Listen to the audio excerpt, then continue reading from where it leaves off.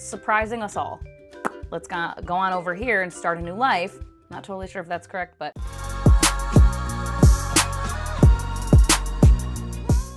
Well, hello. Welcome back to my channel. Just Shauna here to talk about a friggin' book. A cozy fantasy from me, one that I loved. Surprising us all. And as you know from the title and the thumbnail, the book in question is The Teller of Small Fortunes by Julie Leong. This book was published in the beginning of this month, November 2024. I believe November 5th. Not totally sure if that's correct, but I read this from a NetGalley e-arc that I had, and from everything I can tell, this is a debut book as well, I'm pretty sure. And I just, every now and then, I like cozy fantasy. There's been a couple that I have enjoyed, but then there's some that I'm just like, no.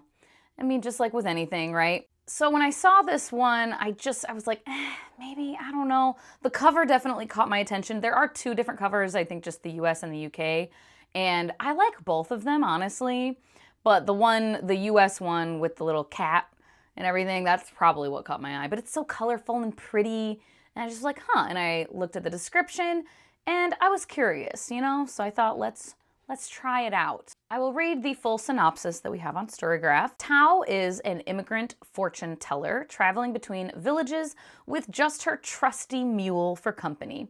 She only tells small fortunes, whether it will hail next week, which boy the barmaid will kiss, when the cow will calve. She knows from bitter experience that big fortunes come with big consequences. Even if it's a lonely life, it's better than the one she left behind. But a small fortune unexpectedly becomes something more when a semi-reformed thief and an ex-mercenary recruit her into their desperate search for a lost child. Soon, they're joined by a baker with a need for adventure. It's spelled like bread, kneading. And of course, a slightly magical cat. Tao sets down a new path with companions as big-hearted as her fortunes are small, but as she lowers her walls, the shadows of her past are closing in, and she'll have to decide whether to risk everything to preserve the family she never thought she could have. I have talked about this already in a recent wrap-up, but I liked it so much, and it's a debut and everything, and I just think it deserves more attention from all the folks out here who love cozy fantasy. And so my TLDR for this is, this was just such a sweet, heartwarming, low-stakes, lovely fantasy story. I thoroughly enjoyed this whole found family that we have here, and the ending did catch me in my feels, had me tearing up, happy tears, a couple of times. I really found Tao to be an enjoyable main character. She's very quiet, very just kind of fade into the background, a little bit passive. She's been pretty passive in her life, just kind of going with the flow and everything. And even when she comes across these other people, she's in her shell. She's in a shell quite a bit. And she's always, even as her character grows and learns and shows some personal growth and everything, she's still just always so down to earth and very chill. And I really enjoyed following her perspective. The kind of reformed thief and the ex-mercenary, their names are Silt and Mash. And they're just such a fun, like, unlikely pair, unlikely duo. One of them is this very, like, gruff, no-nonsense, stoic kind of guy, and, you know, family man and everything. And the other one is a little bit silly, nonsensical, like, charming the pants off of everybody type of person. And then the baker, Kina, is just the sweetest baby angel. I mean, she's not a baby, she's a grown woman, but she's just such a darling, just doll of a person. Just so sweet, quite naive, but just like ready for adventure and just the cutest. She's so cute. And then the animal companions, the mule, the cat, like, they had such personality. They're not like talking companions or anything like that, but they still managed to just have such personality and be a part of the crew. And like, I got invested in them, where if anything had happened to them, I'll just spoiler, they're okay throughout the whole thing. And yeah, I would have been devastated if anything ever happened to them. And for a just very low stakes, cozy fantasy type of story, I thought this had just the right amount of like depth and character development also. And again, the plot it's a pretty just kind of loose goal of traveling around and trying to earn some money and trying to find this child. But I never found the plot to be like lulling or dragging or boring ever. The point of the story wasn't really the plot, and I'm a pretty plot-driven reader.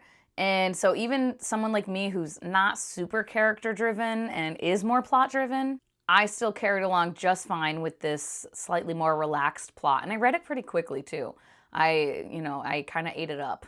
And I just thought the themes were executed so well. Obviously, found family is a huge thing here, and it was done very well. Like I said, I got emotionally invested in each of these characters, even the non-talking animal companions. They just fit so well together, all of these characters, and they're able to learn so much from each other, and like just through their interactions and just being themselves individually, they push each other to grow and to kind of open up their minds and their perspectives on the world and everything. And their interactions were just really, they felt very authentic and genuine. And there's, I talked about this in my like recent wrap up where I talked about this book. There's definitely a theme of just cultural identity as well. Tao herself is from a different country across the sea. Her father passed away, and so her mother took her and went, let's go on over here and start a new life, see what we can do and how we can kind of survive, and ended up marrying a man from this new land.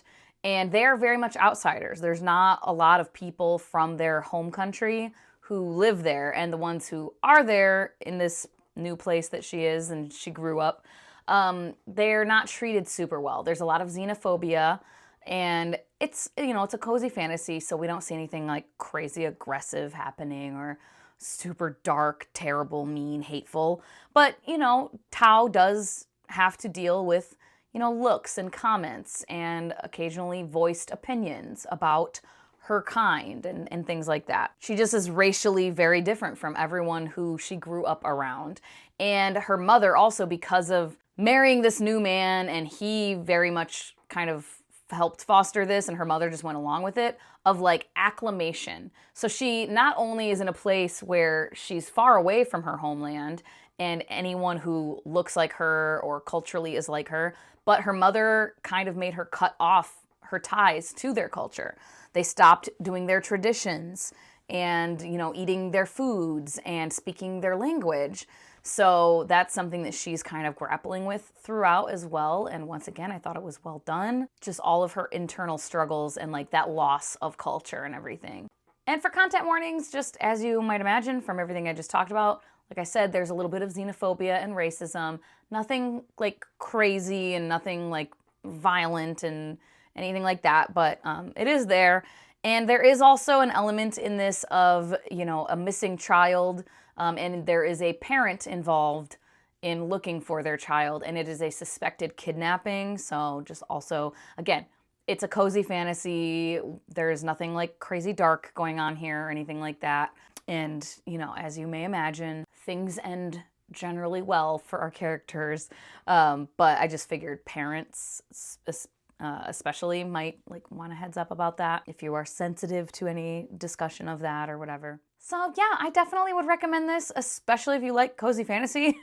But even if you're like me and there's maybe been a couple cozy fantasies that you've connected with and maybe some other ones that you don't and whatever, I think this is it's a really, really good one and it deserves more attention. I ended up giving this 4.75 stars. So, on Amazon or anywhere I got a round up, I'm rounding up to 5. I really, really enjoyed this, and I will be purchasing a copy to have for reread as well. So 10 out of 10 would recommend, for sure. If you have read this, let me know what your thoughts were, or if it's something that already was on your radar, or maybe it's on your radar now, definitely let me know. Or you can just leave an emoji to say hello and make your presence known. Always appreciated as well. As always, thank you so much for your time. Hope you all have a wonderful day, and I will talk to you later. Bye-bye.